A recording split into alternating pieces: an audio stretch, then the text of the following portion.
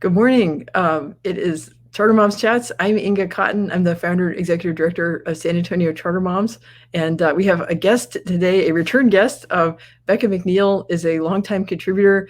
She uses the handle Hall Monitor on our site, and she has her own site called Hall Monitor. And she is a contributor at national publications like the 74 Million. We'll talk more about that later. So we have Bekah back on the show to talk about her two most recent posts in the series about special education that we're calling Towards a Kinder World. And so I wanted to have a conversation with Bekah about those two posts and encourage you to read them. The links are in the comments. And we really want to, we have multiple goals with the series, but an important goal is making parents more aware of like all these acronyms. It can be overwhelming, but knowing these things can be really helpful. If you know what your options are and like how to guide your kids to get the services that they need. So, and I'm going to get fancy here. I'm going to bring in there we go. So cool. So this post published May 13th. So yes, so it's at sachartermoms.com. So, okay. Awesome. Go ahead. Yeah. And everyone should go read it. That's right. Go read it. Okay. So, but yeah, this post is it's MTSS, behavior support that comes before special education. Mm-hmm. So what do you want all parents, even the ones who might think, oh, I'm not a parent of a special needs child, but what do like all parents, all teachers need to be aware of about Absolutely. MTSS? Yeah. So a lot of people are familiar with RTI. That's the other response to intervention is the academic side of MTSS. MTSS is multi-tiered support system, and it's tier 1, tier 2, tier 3, and it's both academics and behavior. Those are the two things that typically lead a student to a special education designation or those kinds of modifications and supports. And so the MTSS basically is saying that there's the whole class, the things you're doing to help your whole class learn, and things that can be done in a whole class setting. Like, we'll just change the way where this student is seated. He can learn, he can absorb everything we're putting out in a normal or a gen ed class, but we need to seat it closer to the blackboard and reduce distractions. And that is something that can be done. Now, it needs to be documented. That's the thing, is because then the next teacher doesn't need to figure out that same thing. And a lot of parents rely on an IEP for those modifications and supports, but really it should be chronicled just as rigorously through the MTSS process so that more kids are getting those special supports and that individualized classroom experience without having to cross some threshold for qualifying for special education services.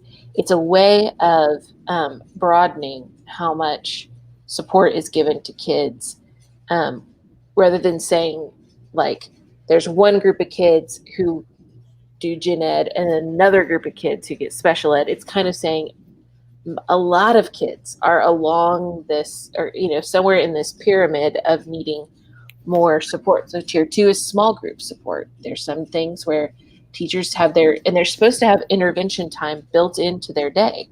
And that was one of the most stunning things, because I have talked about interventions with my kids' teachers, and they have time built into the day, and they explained, like, here's what we're doing. I do interventions with each of my kids to review what they're not getting, or I'll bring up a group of kids that's having trouble with a certain concept, and they'll help each other, and I'll work with them.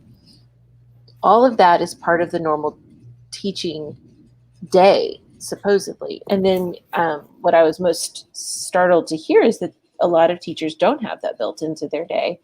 And so in those situations, you're going to see kids who don't get what they need until it's a matter of an IEP. And there are kids who should have an IEP from day one, who have defined and documented medical and neurological differences that should be reflected in their learning plan, but there's also, according to, the philosophy that guides this, lots of kids who will need reinforcement or who will need extra support because of things that they are better at or, struggle with. And so it's kind of a way to lessen that really high threshold for a student getting help. Right. So it's not this, like, there's this, like, I guess I think people assume that, like, well, most kids should just function in the classroom, just how Right. the general ed stuff is being delivered. And then, like you said, so some teachers, like, they don't have the intervention time built into their day. So if there's students who are needing extra help, there's no opportunity for that, right? Mm-hmm. And so I guess, like, sometimes parents will, try to push towards special education, push towards identification, so they can get the IEP and get their child the support they need. But what you're saying is there's a step before you get there, right? Mm-hmm. So, like, for some kids, like, so my son Nicholas, who's on the autism spectrum, like, he got diagnosed when he was about 3.5. So there really wasn't, we were never in a gray area, right? I mean, clearly he was going to need special education, from age 4 when he entered the public school system. But for other families, right, if it's, whether it's behavior support or academic support, there's this intermediate stage, right, where they're not officially identified as special education. So they don't have an IEP, they're not having ARD meetings, but it's this other process, right? And you talked about different levels of it, right? So sometimes it's, stuff within the classroom, but they might sit in a different place, right? And then you said also there's, like, small group, and this is, like, there's more detail in the post. I think that's one of the things I really appreciate about the post, is that it it lays out what some of these steps are, and you define what the acronyms mean, and so it makes it less intimidating. And that's the goal, is that a parent would be able to go in and advocate for this and say, like, when they say, especially in the situation where a parent does want their kid in a gen ed classroom, and then they're starting to hear, I'm not sure this is for them, or we might want to hold them back, or if there's a situation where there's a change in your child's academic life, and you kind of want to say, hey, wait, have you tried X, Y, or Z before we go do this other thing? What have you tried? And I think that's, if anything, what I'm hearing mostly from people who are doing both the work of restorative justice and the work of kind of holistic academic intervention, is parents need to be empowered to say, what have you tried? And to be able to have a list of things that they need to hear from educators before there's either a move that they feel like will stigmatize or discourage their kid from learning. Right, or the belief gap, right? Something that causes the child to be subject to lower expectations. Exactly. So before you reaching their potential. Exactly. Before you start down that road, a parent needs to be able to say, what have you tried? Now, there are situations where the parent is saying, no, I know that my kid needs this. And the school is saying, well, let's try this. And that's a situation where the parent usually is pushing for an IEP or special education. And the school, for whatever reason, is, saying things like, oh, they'll catch up. That's usually what you hear in, like, the kinder, like, oh, he's a boy. And the parent's like, no, I think something's wrong. And so it's both. It's not a matter of, oh, schools are always over-identifying. Right. And parents need to put the brakes on, nor is it a situation of schools are never identifying and parents need to force identification as much as possible. It's both directions, right? And the other thing that I learned in researching MTSS was that the stronger your teacher is at tier 1, the better they are at classroom instruction for the group, for the whole class, the fewer students move up to tier 2. And so that it also, and this is something I'm going to get into future post, with you guys is there are some things that are being treated as special ed issues that are really instruction issues. Right. Learning to read, for example. And so that there shouldn't be a sloughing off to special ed or intervention to make up for things that aren't happening and should be happening in your everyday whole class instruction.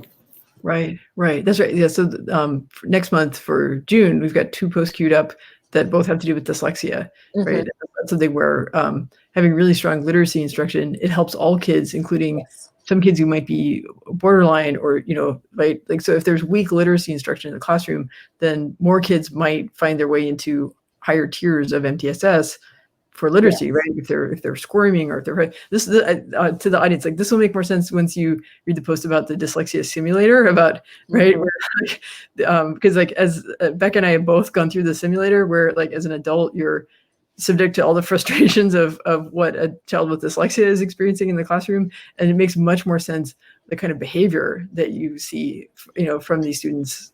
When you experience it yourself, you're like, I am ready to punch somebody right now. Oh yeah.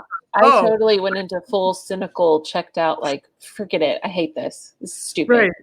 Right. And, no, I was like in like German POW movie. I was like ready to dig tunnels. Yeah. Yeah. It was the most exhausted I've been in a long time. Yeah. Right. But the flip side of that is having really strong classroom instruction. It helps all kids, right? Yeah.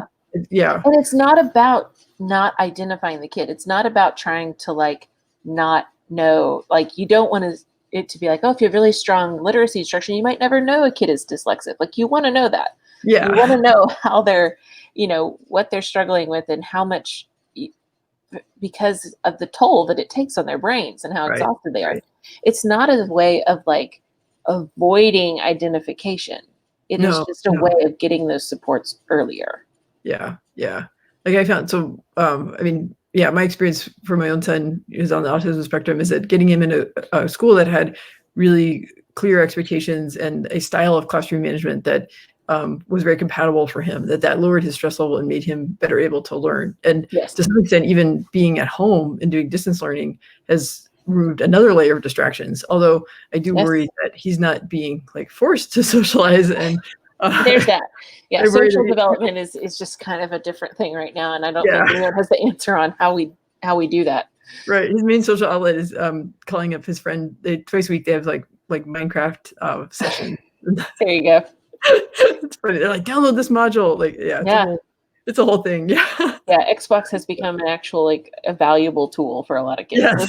It's like, oh, another person who's live chatting with me, and it's not monitored by a teacher. Right. Oh, which actually that's a really good segue to your second post published late yesterday. So I'm going to bring back the magic screen here. Wait. Here we go. There okay. You go. I'm so fancy. Okay. And after this, I'll have to give my daughter her iPad back. But okay. So the post published yesterday, like what SPED parents want to keep from COVID-19, and this had like so many surprises to me, except that we are experiencing some of these as ourselves for our family. But so talk about like how you were surprised by some of the things you heard. Well, this is so funny because this is like what you see in this is I used to do a series on my blog called What Got Cut, and it was basically like really cool things from interviews that just didn't fit into the story that ended up getting published. They said like this is neat, but it's not on topic, or it takes us in a whole different direction. And so I started publishing those things on my blog. I just take the little bits and explore them. Well, this is essentially a like what got cut post, but I heard the same thing from 3 different right, and they're so parents. Different. The family, right? There's a Maribel has a medically fragile child. Jasmin Dean has her son with dyslexia, and then the third family, the Pena family, it's a vision. They're all issue. All different, but each of them said. I mean, and Maribel actually, we like talked explicitly about that. She reached out and said, "I'm really happy with what's happening in SAISD." And I was like, "Wow, you're the first happy special ed parent I've talked to." And because a lot of what we were hearing is while they scrambled to try to figure out what to do with gen ed, special ed had gotten moved to the back burner, where it kind of exists in most districts anyway. And so it was surprising to me to hear somebody say, I'm loving what I'm seeing. And then when I talked to her, it was, and then I talked to, just incidentally, it was kind of, tail end of the interview with both Jasmin and the Pena family. I was just surprised. I was, it's always fun as a reporter to expect to hear one thing and hear something else. That's just I think one of the fun parts Like about man bites dog, right? Yeah. It's just like it's such a good reminder that we don't know everything. And but in this case, it was I think a lot of us are looking for, okay, what's the opportunity here? What's the opportunity to increase equity, to improve instruction? What can we take from this? Because this is the shakeup that a lot of people, I don't think anyone would have wanted it to happen in this way, but people have been calling for a rethink for a long time, a radical rethink. And let's not waste a good opportunity. And so these 3 suggestions were actually things that I think should be part of that discussion. And they, not just for special education, though these 3 particular things I do think benefit special education students more than their gen ed peers, but there's a universal component to them. Right. Like the idea of like the child who needs vision breaks, right? Yeah. You could incorporate on campus, like if like a child just needs to be able to say, hey, look, my head hurts, like, or or just have a timer and be like, okay, it's time for a break. I mean, they're discovering this at home, because of having asynchronous learning, right? She's able to pause. Yeah. But maybe there's a way to incorporate that on campus. Well, being able to just rest and and do things when you're fresh. I mean, I think exactly. I think, and when you start to think about, like, especially younger kids, obviously they need movement breaks and whatnot. And really, high school kids benefit from that too, like stand up and move. They get to do it more because they change classes and stuff. But I think that thinking about giving all systems a break and like switching gears, letting certain things rest, letting certain things activate, that's definitely one of the things that would be so simple and so beneficial for everyone.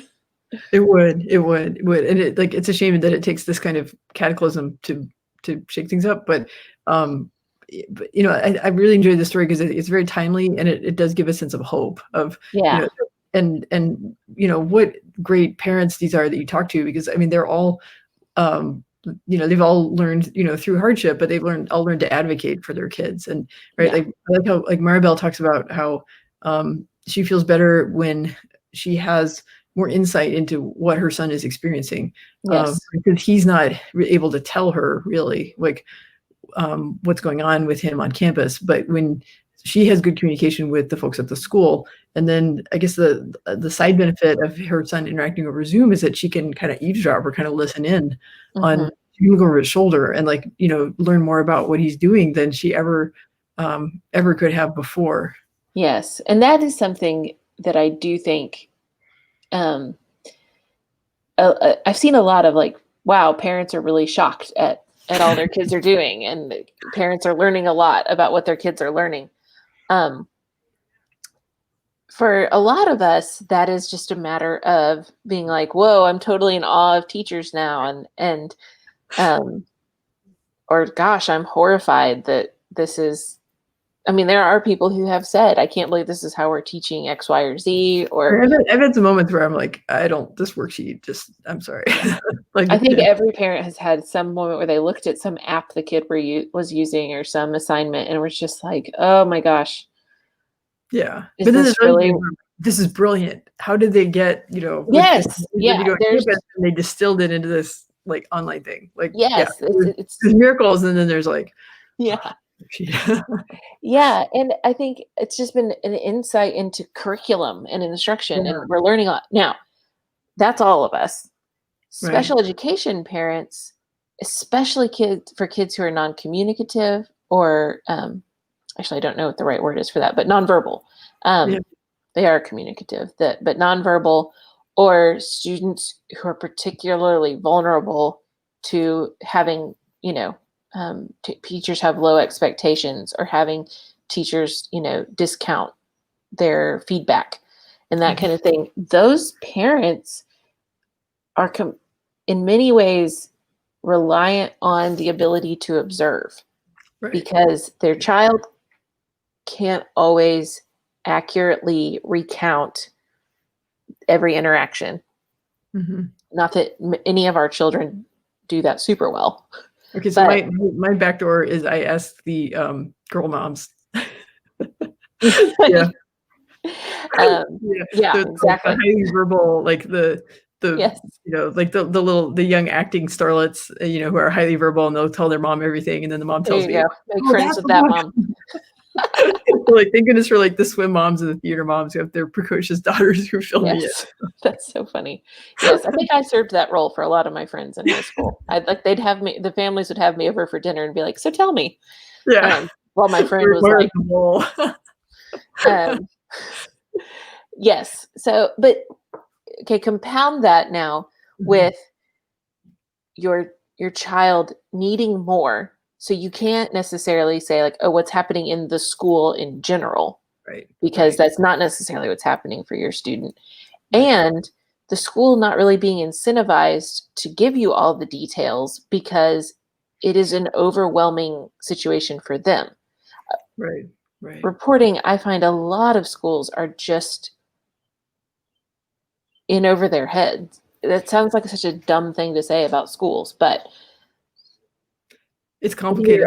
When you're opening a school, very few educators seem to be thinking about, okay, what are all the variables that these kids might bring? I hear that from a very high level of like, oh, poverty, or trauma, or learning differences, in this very broad umbrella, but very few people are designing for the outliers.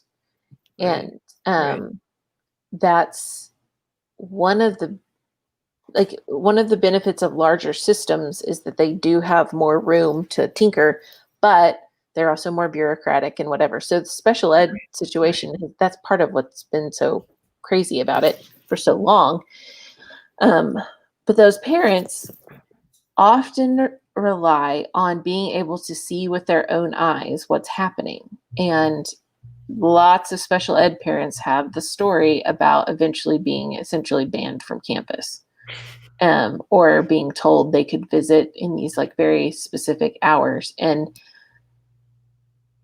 you can, it's not my job to decide what that should be or who's right. But I do know that there's a frustration with parents of not knowing or assuming that their kid is getting the services, and then finding out later that they weren't. And that needs to change. And the Zoom thing and I just thought about it, and I was like, like, again, there's FERPA, there's 1,000 things that will get in the way of a lot of this. But if there was a way to live stream special ed classes exclusively for parents, where they had a special password where they could get on and watch the classroom camera, I think a lot of special ed parents would like that. But, I'm not a professional. I don't know if that's the right answer, but that's the kind of thing that they are getting to do now. That's the level of observation, and they're finding it helpful. They might be able, kind of like going back to like your tele-evaluation post, about AIM, that's being so innovative to offer tele-evaluations. Like, maybe if they know the parent wants to dial in, they could, have the child in a more private setting, so there's not, the privacy issues with peers or something. But I think that there's a lot of middle ground to explore. and not as many excuses of, well, we don't know how to do that, or we've never done that before. It's like, well, you did it when the campus was now we closed. know. Yeah, we do know how to do it, right? And this reminds me of something from the post from, or the MTSS post about record keeping, right? That Yes. It's really important that the schools have a record keeping system about like what the teacher has tried, and what works, what doesn't work, and so that knowledge carries forward to other teachers, or if they do need to enter the special education process, they already have some stuff documented about what they know about what works or what doesn't work for that child. Documentation is just everything. I think that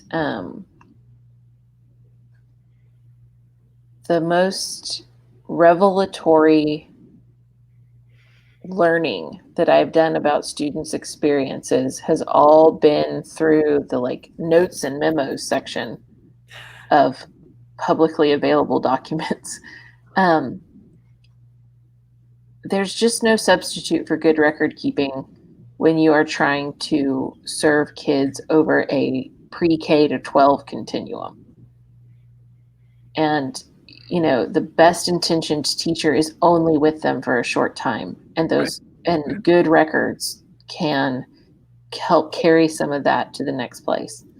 And it's a tool for parents. And one of my favorite parts about reporting on SPED is that parents who have encountered the special education system keep good records. Yeah, like I think I used to use Evernote because it was on my phone, and this is like the early days of mobile phone usage, but I could just like tap stuff in. Yes. I have gotten access to parents' Google Drives where you can just see all of the records and every complaint filed, every evaluation, every IEP, all that stuff, and you're like, but it's the parents who are doing it. Yeah. Wow. Yeah. But then, what we hope, part of the point of this series is like, we want to inform parents, but we also want to, like, so as advocates, they can encourage the school to do their job. But the ultimate goal of being students get the services they need, and then they can reach their potential, and, they can, get as much academic instruction as possible, and, be a part of society as much as possible. So yes. That's and then part of why, like, kindness, towards a kinder world is that, this goes back to the theme of like the things that benefit the special education students benefit the system as a whole, right? So things like being trauma informed or using restorative justice, these things benefit the special needs kid. Everybody. They're just good for society. Reading instruction benefits every kid. Yeah, it does. It does. Okay, so I'm gonna pivot over to the 74. I'm gonna plug what you're doing over there. Okay, wait. Oh, let me. Wrong tab. Here we go. Okay, so at the 74, there's this new vertical called pandemic, right? So it's. Oh wait, I have a banner. Wait, I'm fancy. Oh, darn it. Okay, what's the URL for it? It's the 74.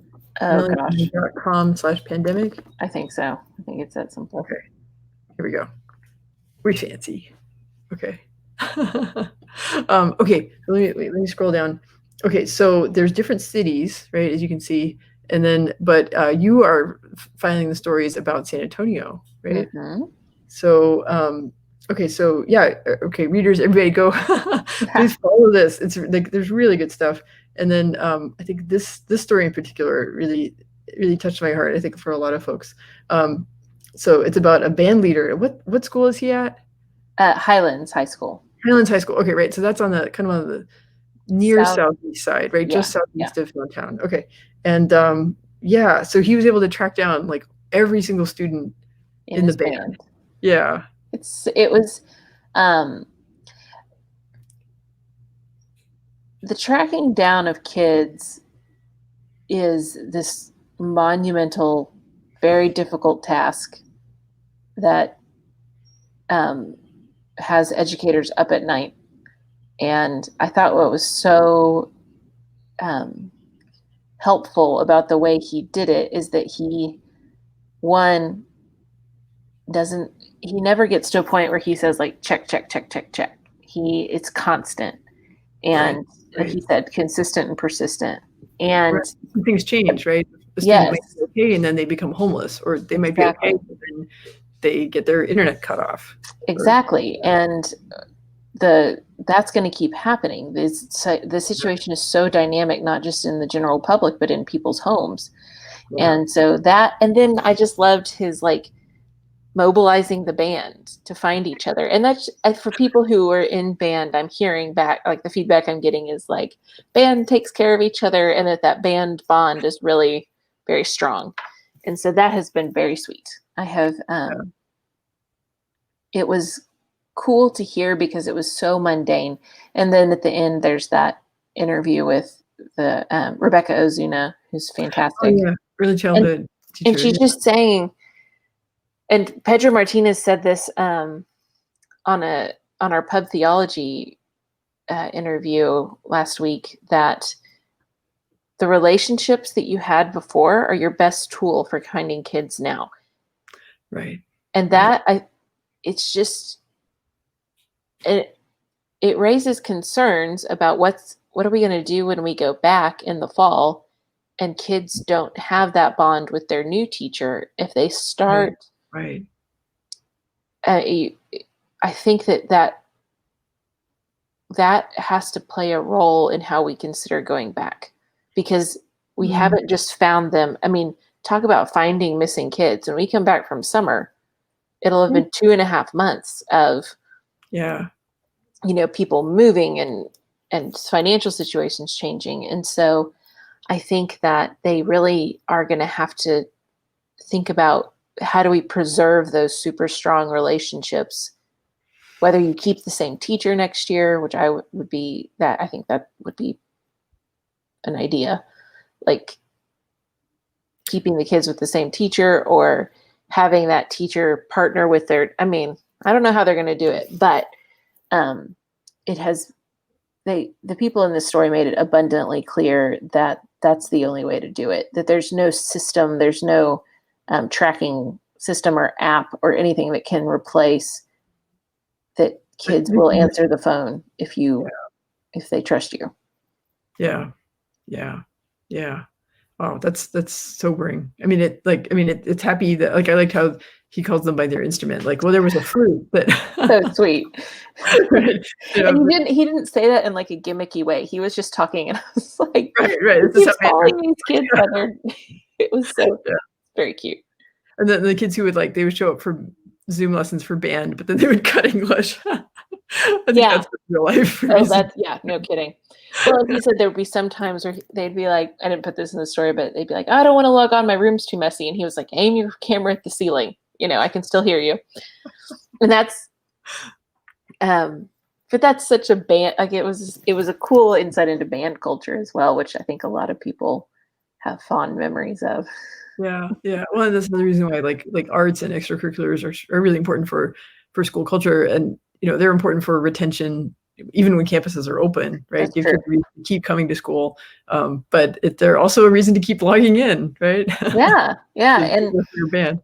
And he was doing more synchronous classes than anyone else, because the kids liked logging in and having that part of their day where they were connected. And I think that's, I don't know. I think there's a lot to be kind of absorbed. If I was in a decision-making position, I would be thinking a lot about those roles. And right. Making sure every student has some kind of touch point that's maybe not necessarily academic, but it's like the reason they get out of bed. It's the reason they log in. It's the reason they good. Yeah. I would be sitting down with a roster and be like, all right, which of you, where does this kid go when they're upset? Right. Who's their tribe? Yeah. Mm-hmm. I my last 2 years of K through 12 were at Churchill High School, but we moved here from a Department of Defense school in Germany, and so I didn't have a tribe. And I tried to find a tribe, but the coaches were like, "Oh, well, you haven't been doing speech and debate since 8th grade at Bradley Middle School, so there's really nothing we can do for you." So I continue to be sort of a stateless, flagless sort of person roaming around, and academically I did fine, but I feel very disconnected, and I would have. But my solution, I just kind of got out of there quickly, Yeah. went to college. But I felt, and I had I keep in touch with some of my friends, and I did find, I found a few people like I would have lunch with and stuff. I keep in touch with them, and they describe a very different experience of, because they had, like they had engineering club, and that was right. And they would mess with cars, and they, they have so many stories about like the people they bonded with and stuff. And, I didn't have that. So my high school experience was very different from theirs. And I can see how those ties will be really essential for keeping kids connected, overcoming bringing them back. Yeah. Yeah. And the other thing is, it's not just the social, I mean, it's the social part for sure. And especially right now, it's also giving kids a place where they can excel. Not every kid is your valedictorian. Right. And while we should be supporting them so that they can succeed, I think there are some kids who are so musically gifted or artistically gifted or athletically gifted that it is essential for them to have somewhere where they're going and not just feeling like, okay, I belong, I can do this, I can succeed, but like, I can be the rock star. This is my place, and I can show you my talents. Right. And they learn the habits of, like my friends who are like kids. I'm thinking of like kid musicians that I know, and like the ones who love. I mean, I don't know if anyone loves to practice, but the ones who put the time into practice, and they get really good at it, and then they see the kind of the cause and effect between, like, if you put the time in, then what you get out of it. I guess like as a kid, like I was a constant reader, and now I'm a writer, right? So it's like what you put the time in, that's what you get good at. So if the kids they're putting the time into musician, they understand what it means to get good at something and to be passionate about something. And I think everybody in their life, I hope, finds something that they're passionate about, and that they get that flow where if they're putting their time into it, time just seems to slip away. Yeah. So. And it gives you a voice. It's where you can express something that you can't express in other ways. Like if you're gifted with words, you're very lucky, because that is that's valued in school. It's valued in school, and it's the common currency. But like, thank goodness for people who communicate through music and art, because that's what makes our world rich. And why we would ever think that shouldn't be explored or valued or cultivated until after high school is kind of absurd. Yeah. It needs to be part of the picture all the way along. Yeah. Because if those kids feel like they can tell you what's going on, I mean, they talk about that even from an early age, like verbal kids being over-identified for like gifted programs and whatnot, because they can tell you how brilliant they are. Whereas there's another kid who's just as brilliant, but because it expresses itself through spatial, building things or drawing things or whatever, it's they don't translate that to the adults have to look harder to see it, right? Yeah. Okay. Well, great. Well, I'm really happy to share, like, the more posts in the series, and I guess we could like tell people what's coming up. So, I mean, you've given me some wonderful drafts, but the two we've got queued up for June both have to do with dyslexia.